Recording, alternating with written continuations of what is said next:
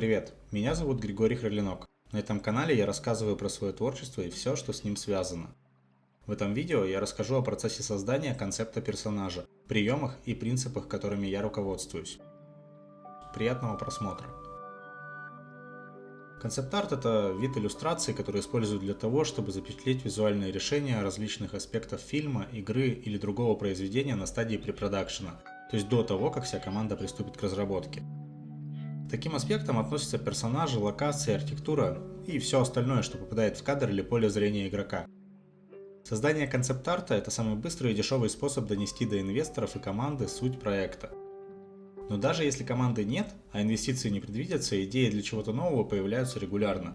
Персонажи, ситуации, локации и целые миры. Неизвестно, что из этого потом пригодится.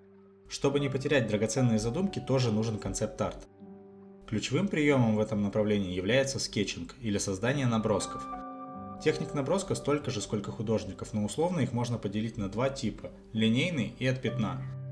Для меня удобнее второй вариант, потому что, как правило, уже на силуэте я вижу примерный конечный результат, и мне не нужно тратить много времени на неудачную идею, в то время как линейный набросок мне не дает полного представления, и я закапываюсь в конструктивные моменты. На этапе поиска силуэта я использую лассо и круглую жесткую кисть. При этом я практически не использую кисть без лассо, чтобы не увлечься излишней детализацией. Когда силуэт готов, можно перейти к следующему этапу – обрисовке. Это уже не набросок, и здесь мы не занимаемся поисками, поэтому я спокойно могу проверить конструкцию объектов, уточнить их форму и добавить необходимые детали. В силуэтных набросках хорошо чувствуется динамика и характер, но если я хочу, например, использовать свой концепт для 3D-модели, то этого будет недостаточно. Мне нужно, чтобы элементы моего персонажа читались, и я мог примерно понять из концепта, что это и как оно работает. Следующий этап – покраска. Нужно задать материал для каждого отдельного элемента костюма и добавить на них свет и тень. Это важный этап для дальнейшей работы с персонажем. Например, металл доспеха при одинаковой форме может быть сияющим, а может быть тусклым. Это влияет на восприятие персонажа.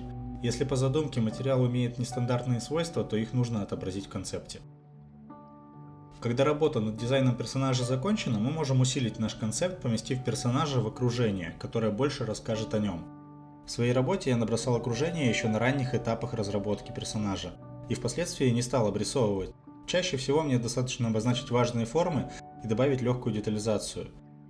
Важно помнить, что как только персонаж оказывается в среде, она начинает на него воздействовать, поэтому нужно обозначить рефлексы. Это также поможет отделить персонажа от фона, если тонально они сближены. И вот концепт готов. Примерно так выглядит процесс его создания, хотя на самом деле все очень вариативно. Например, я мог бы использовать фотографию и 3D, это уже стандартные инструменты.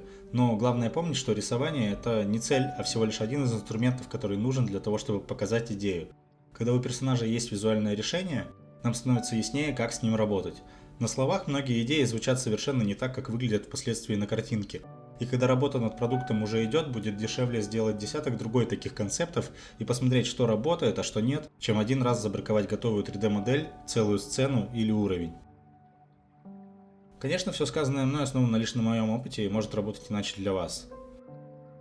Это мой первый разговорный ролик, и я планирую развивать свой канал дальше, так что если у вас есть какие-нибудь идеи или предложения, пишите в комментарии под видео.